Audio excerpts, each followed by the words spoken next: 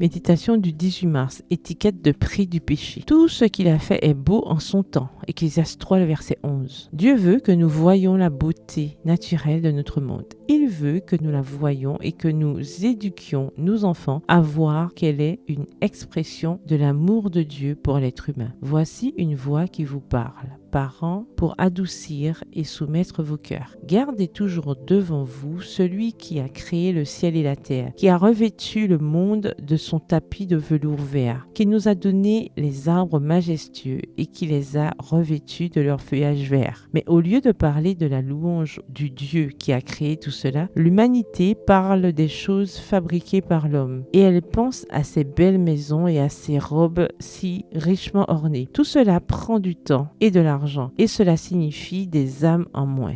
Dieu nous a donné de l'argent pour que nous le dépensions pour sa gloire. Oh, si le rideau pouvait être levé, si seulement nous pouvions avoir un petit aperçu de l'amour de Dieu qui surpasse toute connaissance. J'ose à peine y toucher, j'ose à peine mentionner la gloire qui est en réserve. Pour qui toute âme qui a été éprouvée et qui fixe son regard sur la gloire de Dieu sera fidèle à la vérité du ciel. L'honneur, la gloire et les applaudissements du monde ne valent rien pour nous. Que se passe-t-il alors pour toute âme qui croit en Jésus-Christ comme son sauveur personnel? L'amour coule du cœur de Dieu vers son cœur. Que fait alors ce cœur? Il se tourne vers le service de Dieu et vers l'observance de ses commandements de peur d'être trouvés comme Adam et Ève après leur transgression. Nous ne pouvons pas nous le permettre. Nous ne pouvons pas nous permettre de pécher. Le péché est une affaire coûteuse. Nous voulons franchir les portes de la cité éternelle. Lorsque les portes nacrées seront ouvertes, nous voulons entendre le message de bienvenue. Nous voulons que la couronne de gloire immortelle soit placée sur notre front. Nous voulons cette robe tissée sur le métier du ciel, blanche comme aucun foulon sur terre ne peut la blanchir. Nous voulons voir le roi dans sa beauté et contempler ses charmes incomparables. Je vous en prie, amassez vos trésors au ciel. Débarrassez-vous de tout ce qui troublera votre esprit au point de vous empêcher de distinguer le sacré du profane. Extrait du manuscrit 20, daté du 18 mars 1894, intitulé « Notre Père se soucie de ses enfants ». Bonne soirée et que l'Éternel vous bénisse.